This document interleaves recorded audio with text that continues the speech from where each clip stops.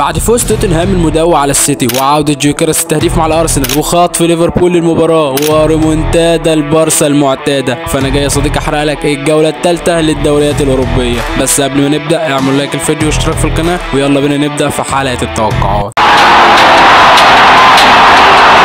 كالعاده يا صديقي الكويره نبدا من اقوى دوري في العالم، الدوري الانجليزي الممتاز، واول مباراه معانا تشيلسي وفولهام هتكون يوم السبت الساعه 2:30. تشيلسي جاب فوز مهم جدا على ويست هام بخماسيه خارج ملعبه، مباراه اثبتت فعلا ان لعيبه تشيلسي على مستوى، على راسهم طبعا جواو بيدرو الراجل اللي سجل وصنع وكسر الدنيا، ستيفاو النجم البرازيلي اللي ما زلت براهن عليه، الراجل صنع هدف لجواو بيدرو وكمان اخذ رجل المباراه، والحقيقه هو قدم مباراه محترمه جدا، لكن في رايي رجل المباراه كان جواو بيدرو، الراجل اللي اثبت نفسه بشكل كبير جدا جدا لكل جماهير البلوز. كمان كايسيدو اللي احرز هدف وكان متالق بشكل كبير، والحقيقه كايسيدو من الناس اللي ما بتاخدش حقها اعلاميا بشكل كبير، الراجل بيتالق دايما وبيضغط في كل حته في وسط الملعب، وحش حرفيا في وسط الملعب، الراجل دايما متالق قدام الكبار والصغار وبيأديها على اعلى مستوى، ومع ذلك في لعيبه كتير متنجمه عنه. اوسكا عرف يخوض المباراه بشكل كويس وقدر يجمع 3 نقاط بتضاف له النقطه عشان يبقى 4 نقاط في بدايه الموسم، نتيجه مش بطاله، لكنه محتاج يفوز بمباراه فولهام باي شكل من الاشكال عشان يستمر في المقدمه الفتره اللي جايه. وكمان مش عايزين ننسى ان تشيلسي خاض المباراه بدون بالمر احد نجوم الفريق ان لم يكن النجم الاول، اصابه مؤثره جدا، فماليسكا لما يعرف يتعامل مع حاجه زي كده فصحيح هو يستحق كل التحيه. مباراه محترمه جدا وفوز مهم جدا للبلوز، والمباراه الجايه قدام فولهام هتكون صعبه جدا. فولهام جاي من تعادل مميز قدام اليونايتد، والحقيقه فولهام رغم ان الشوط الاول كان وحش لان الشوط الثاني عدل بشكل كبير وكان مميز جدا وكان ممكن كمان يخطف المباراه، فالمباراه مش هتكون سهله ابدا على البلوز، ولكن اتوقع ان البلوز هيقدروا يحسموا المباراه بصعوبه شويه، والبلوز هيحقق ال3 نقاط في ستانفورد بريدج. ونروح لتاني مباراه معانا مانشستر يونايتد ضد بيرنلي في نفس اليوم الساعه 5 مساء. المباراه هتكون مهمه جدا جدا جدا لمانشستر يونايتد، مباراه مصيريه لمانشستر يونايتد. هتقول لي انت بتبالغ، هقول لك لا،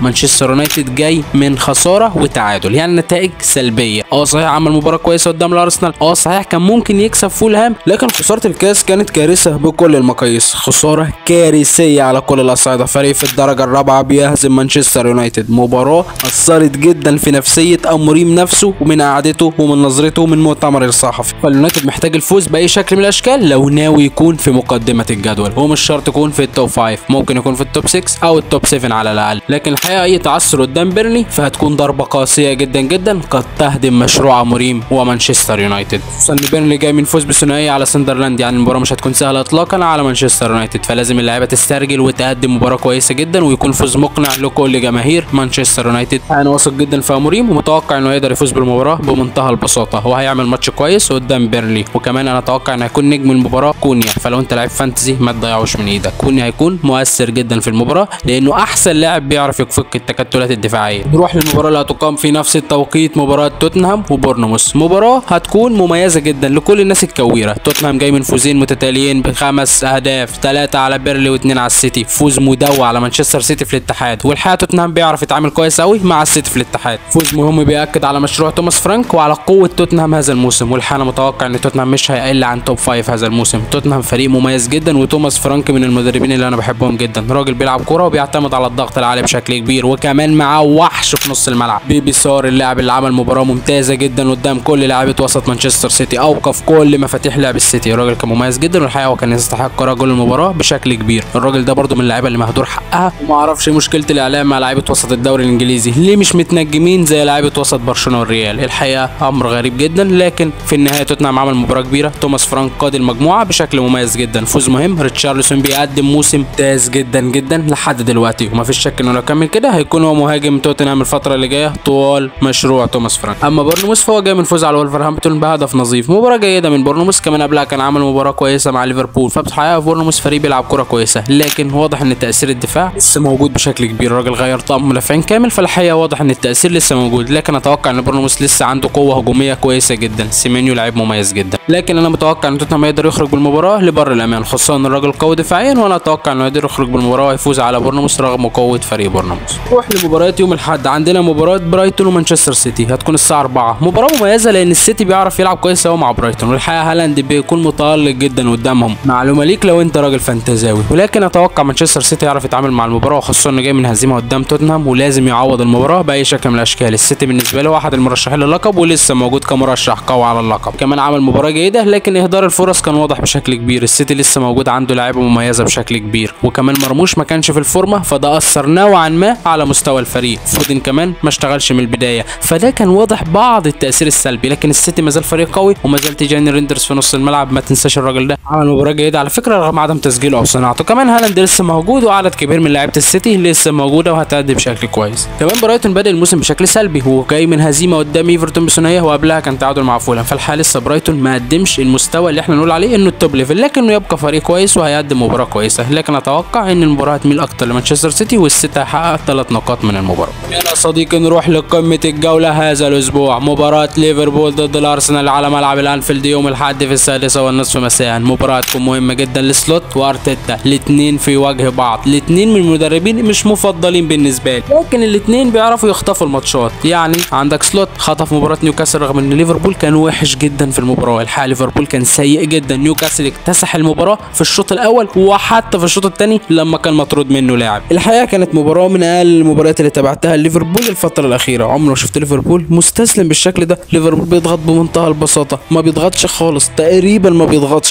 تقريبا ما فيش حراره في الملعب. سلوت دايما بيكون متاخر في تغييراته وساعات بيغير غلط اصلا، وده الحقيقه ده سبب اني مش معجب بيه لحد دلوقتي. لكن نجومها قدر يخطف المباراه في الدقيقه الاخيره باسيست من الملك المصري محمد صلاح وبتفويته عالميه من سوبوسلاي، هدف جميل جدا قدر ينقذ بيه مباراه سلوت ومباراه ليفربول. ليفربول فوز مهم هيقدمه بشكل كبير، لكن مباراه ارسنال هي هتكون مصيريه بالنسبه له. هل هو فعلا متاثر؟ الماتشين كانوا وحشين، الراجل لا ادى قدام نيوكاسل ولا ادى قدام بورنموث، فالمباراه جايه في وقتها عشان الراجل يصحح الاخطاء اللي عنده وكمان يغير طريقه توظيف محمد صلاح. واضح انها بتمثل عبء عليه في السن الحالي. صلاح في 2018 كان يقدر يؤدي الدور ده بشكل كبير، انه يكون مجرد لاعب بيفنش، لاعب بيخلص او بيعمل اسيست، ما بيشاركش في بنى اللعب، ما بيشاركش كوينج صريح. لكن في السن الحالي الوضع صعب جدا على محمد صلاح. محمد صلاح محتاج هو يكون الوينج الصريح. صلاح هو اللي يلعب الفرق لانه بقى بيعرف يعمل دي وشفناها بشكل كبير السنه اللي فاتت لما كان هو محرك اللعب الرئيسي في نادي ليفربول، وكان هو اللي بينهي وبيسجل وبيصنع وبيحرك وبيعمل كل حاجه في المباراه. فهنشوف هل سلوت قادر على تغيير الظروف دي، هل هو قادر على مصالحه اخطائه. ايكيتيكي ليه خرج؟ ايكيتيكي لاعب مميز جدا ويستحق المشاركه بشكل اساسي، الراجل بيسجل وبيأدي على اعلى مستوى، لكنه لسه يفتقد شويه للجماعيه مع الفريق، لكنها اتوقع هتيجي مع الوقت. اما على الارسنال فهو كذلك لا يختلف كثيرا عن ليفربول، اداء سلبي جدا قدام مانشستر يونايتد لكنه قدر يكسب، والمباراه الثانيه العكس تماما. ارسنال عمل مباراه كويسه قدام ليدز لكنه في النهايه يبقى ليدز فوز بخماسيه، تسجيل جوكيرس وعودته للتسجيل اظن انها اهم مكسب من المباراه. تألق تيمبر وكالافيوري والتسجيل للمره الثانيه على التوالي او الثالثه كمان من الكرات الثابته. ارسنال مميز جدا في حته الكرات الثابته الحقيقه، لكن خساره ساكا اتوقع انها تكون ضربه قويه جدا للارسنال في المباراه. ساكا هو اهم لاعب في الارسنال وبقولها بمنتهى البساطه، ساكا هو محرك اللعب الاساسي في نادي الارسنال.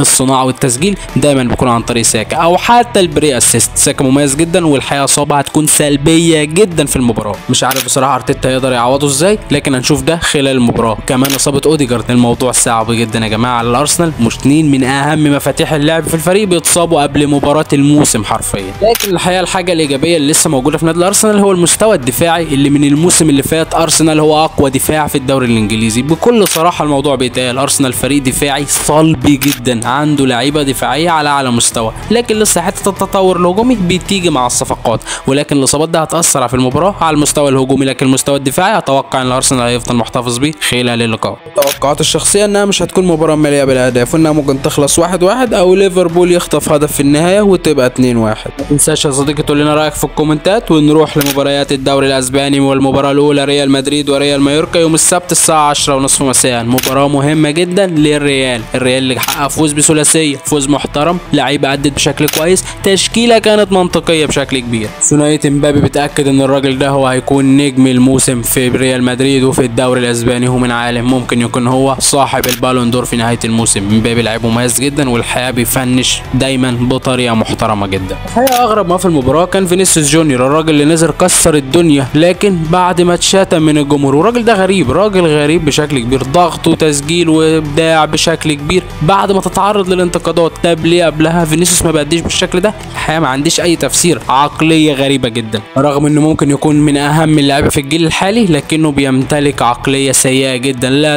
تتقارن بعقليه واحد زي كيليان امبابي. في النهايه مباراه مهمه جدا لالونسو ولازم يفوز عشان يقدر يثبت قوه ريال مدريد هذا الموسم، وانا اتوقع ان الريال هيقدر يفوز بفرق جولين او 3 على الاقل. ختام الجوله ما بين رايو فيليكانو وبرشلونه هتكون يوم الاحد الساعه 10 مساء. مباراه مهمه جدا للبارسا، البارسا اللي ماشي بشكل مميز جدا رغم التاخر بهدفين قدام ليفانتي، ضربه جزاء وهدف مبكر، ولكن بدري واحد من اهم اللعيبه في الجيل الحالي، الوريث الشرعي للاعيبه الوسط القدامى في الجيل الحالي. الراجل بيأدي بشكل محترم جدا وسط كل الفوضى اللي كان فيها برشلونه. الراجل بيسجل هدف وبيرجعك تاني المباراه، بيخلق لك حل عشان يرجع برشلونه ويتعادل ويعمل رومنتادا في نهايه المباراه ويفوز بثلاث اهداف مقابل هدفين. نتيجه متوقعه من برشلونه هانز فليك، واتوقع انه هيكمل عليها وهيقدر يحقق الفوز الثالث بمنتهى السهوله. لكن الغريب هي مشاركه برشلونه في اول 3 مباريات خارج ملعبه، الحقيقه ما اعرفش السبب، لكن لو حد يعرف يقول لنا في الكومنتات. غريبه جدا ان فريق يلعب 3 ماتشات متتاليه خارج ملعبه في بدايه الموسم. واما عن الدوري الايطالي فميلان هيلاعب ليتشي في مساء يوم الجمعه الساعه 10 الا ربع مساء. ميلان جاي من هزيمه غريبه جدا على ايد احد الفرق الصاعده ومحتاج يعوض بمنتهى السرعه. أليجري لازم يخترع حل بسرعه للاعيبه اس ميلانو لتعويض الخساره، وهنتكلم على الميلان وعلى الدوري الايطالي بالتفصيل في التوقف الدولي القادم. كمان نابولي عنده كالياري اللي هتكون يوم برضو السبت الساعه 10 الا ربع مساء. مباراه مهمه لنابولي اللي بيتالق مع دي بروين في اول مباراه، واتوقع ان نابولي كنت قادر على المنافسه على اللقب بشكل طبيعي زي كل موسم. اما جينوا في اليوفنتوس فهتكون يوم الاحد الساعه 7:30 مساء. مباراه مهمه جدا لليوفي اللي جاي من فوز مهم وتسجيل في الهوفيتش، فاتوقع اليوفنتوس قادر انه يكمل وهيفوز بشكل طبيعي على جينوا. الانتر فهيلاعبوا دينيزي يوم الاحد الساعه 10 الا ربع. الانتر اللي جاي من فوز بخماسيه وفوز سهل جدا وتسجيل باستوني ولوتارو وتورام وعدد كبير من اللعيبه، يعني اتوقع الانتر هيفوز تاني وهيكمل بطريقه، واتوقع ان الانتر هو المرشح الاول للدوري الايطالي هذا الموسم. اما البايرن فاتوقع انه بعد هاتريك هاري كين والفوز بالثلاثيه في الدوري والفوز بعدها في الكاس في اخر الدقايق عن طريق هاري كين، فبرضه هاري كين هيفوز مع البايرن على اوغسبورج في الدوري الالماني وهيفوز يوم السبت الساعه 7:30 مساء المباراه. اتوقع البايرن يكسب فرق سكور كمان. اما باريس فبعد الفوز بهدف على انجيو، بصراحه ده حاجه غريبه انه بيكسب كل مباراه هدف واحد، لكن اتوقع ان المره دي هيكسر القاعده ويفوز على تولوز يوم السبت الساعه 10:05. معرفش الخمسه دي، لكن هيفوز بفرق كبيره برضه على تولوز في الدوري الفرنسي. كمان انت هيلاعبوا كسير يوم السبت الساعه 8 مساء. مباراه ممكن يشارك فيها مصطفى محمد بشكل اساسي، اتوقع ان الناس اللي مهتمه باللعيبه المحترفه. كده تكون انتهت حلقتنا يا صديقي الكويره. اتمنى تعمل لايك للفيديو واشتراك في القناه عشان تبقى من عيله الكويره، وبشكرك جدا يا صديقي على دعمك لنا الفتره الاخيره. لكن هننزل لكم ان شاء الله استفتاءات على نتائج المباريات على اليوتيوب، اتمنى تعملوا التصويت عليها وتدعمنا بشكل كبير. وشكرا جدا يا صديقي، سلام.